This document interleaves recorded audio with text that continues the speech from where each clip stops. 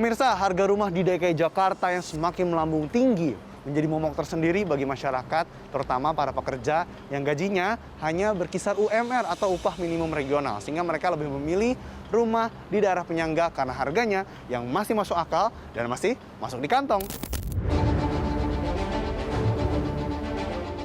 Harga rumah yang semakin melambung tinggi menjadi momok tersendiri bagi masyarakat, khususnya bagi para pengais rezeki di daerah ibu kota. Tidak jarang mereka memilih untuk mengambil rumah di daerah penyangga karena tingginya harga beli.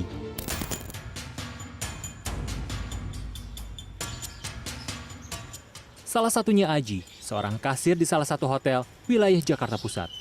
Ia memilih untuk membeli rumah di wilayah Tambun Utara, Bekasi, Jawa Barat. Rumah tempatnya tinggal berukuran 36 meter persegi dengan harga sekitar 300 juta rupiah. Rumah itu dicicil sekitar 1,5 juta rupiah per bulan. Jika di Jakarta, rumah seukuran tersebut bisa menyentuh harga lebih dari 600 juta rupiah. Dengan waktu tempuh 1 jam 30 menit, ia rela menempuh jarak 70 km pulang pergi untuk menuju tempat bekerja. Iya, karena mohon maaf ya mas, tidak cukup gaji saya untuk bayar segala macamnya nanti. Nanti kebutuhan saya buat bayar rumah doang. Tapi kalau sekarang udah mulai normal banget nih, kayak di perjalanan tuh udah mulai makin parah dah mas, makin macetnya makin parah, itu udah berasa banget sih.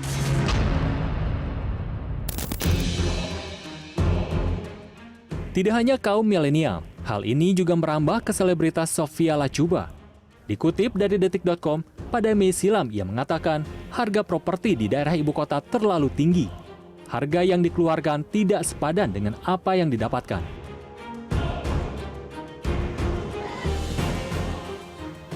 Kaum milenial yang saat ini masuk periode mencari rumah memang terpukul dengan mahalnya harga rumah, terutama di Jakarta. Berdasarkan data Indeks Harga Properti Residensial atau IHPR Bank Indonesia, dalam satu dekade, kenaikan harga hunian mencapai 39,7%.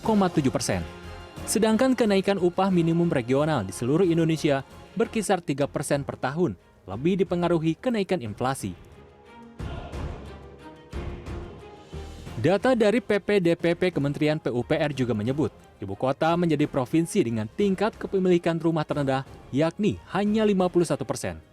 Selain itu, ibu kota DKI Jakarta menjadi backlog terbesar kedua, yaitu lebih dari 1 juta keluarga belum memiliki rumah tinggal.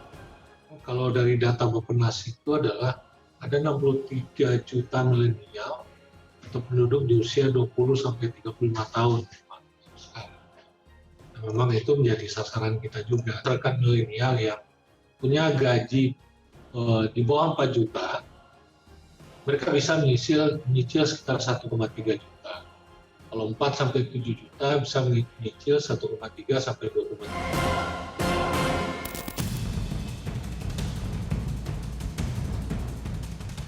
Dengan cicilan berkisar 1,3 juta rupiah dengan rumah bertipe 36, wilayah yang saat ini dapat dijangkau milenial ialah penyangga ibu kota seperti Bekasi, Depok, dan Tangerang.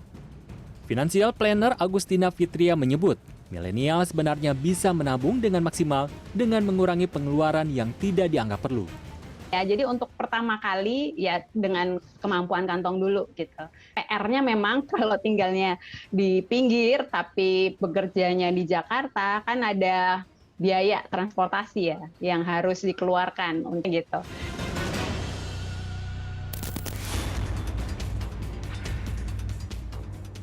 Sulitnya memiliki rumah saat ini tentu menjadi pekerjaan rumah bagi setiap lini.